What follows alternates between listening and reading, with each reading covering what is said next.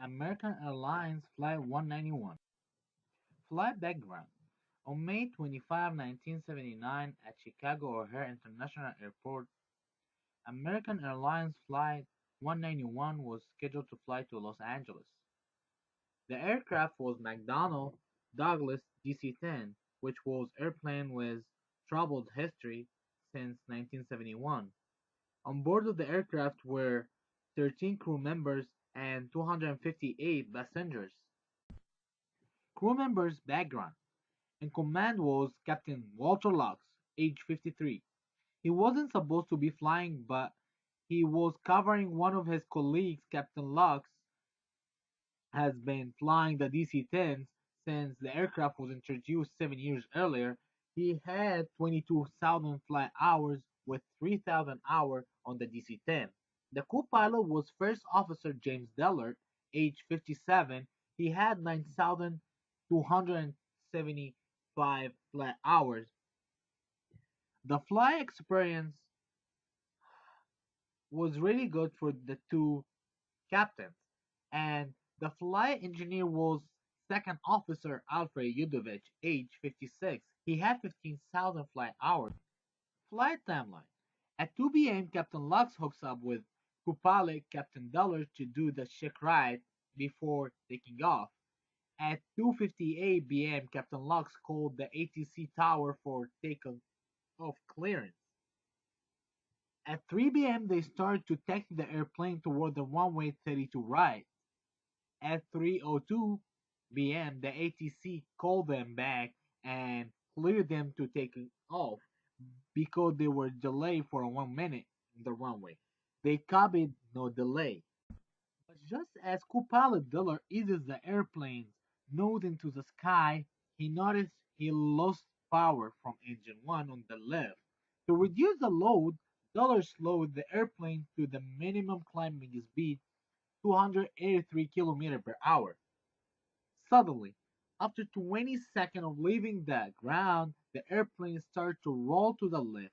Within seconds, the aircraft tanks dramatically to the left. Pilot Lux and Dillard fight to level the airplane, but the plane does not respond. The nose drops below the horizon and takes the plane down. The airplane smashes onto the ground few feet away. Look at this, look at this. Blew up an engine. Equipment, we need equipment. He blew an engine. Oh. Yeah, right by that guy. All right, American 191 Heavy, you want to come back into what runway? He's not talking to me. Yeah, but he's going to lose the wind. There he goes. There he goes. Causes according to the NTSB. The National Transportation Safety Board determined that the probable cause of this accident was the asymmetrical stall and the ensuing roll of the aircraft because of the uncommanded retraction of the left wing outboard leading edge slots and the loss of stall warning and slot disagreement induction system resulting from maintenance induced damage leading to the separation of number one engine and payload assembly at critical point. During takeoff, the separation resulted from damage by embedded maintenance procedures, which led to failure of the payload structure, and considers this as a human error accident.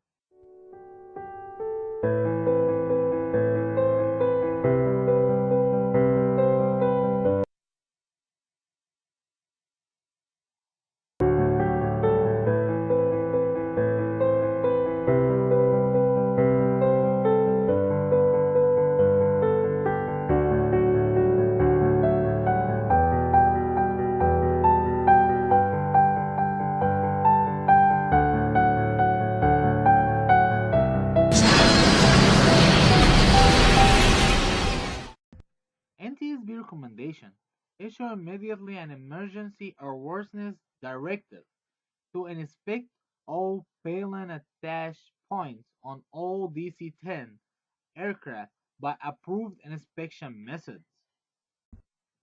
Issue a menace alert bulletin directing the FAA maintenance inspectors to contact their assigned carriers and advise them to immediately discontinue the practice of lowering and raising the pillion.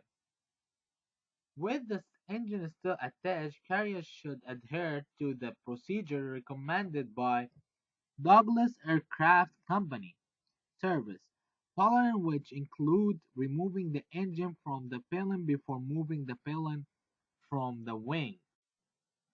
The NTSB recommends that the Federal Aviation Administration ensure that the design of the transport category aircraft provide positive protection against asymmetry of live devices during critical phases of flight, or if certification is based upon demonstrated controllability of the aircraft under condition of asymmetry, ensure the asymmetric warning system, a stall warning system, or other critical system needed to provide the pilot with information essential to safe flight are completely redundant.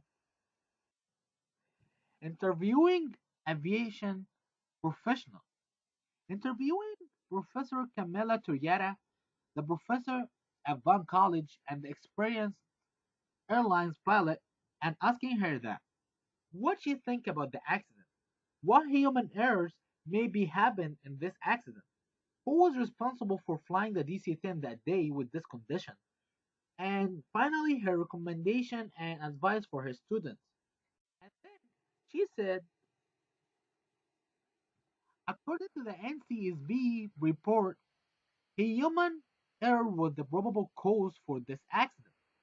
The separation resulted from damage by impaired maintenance procedures, which led to failure of the balance structure, thus making this a human error.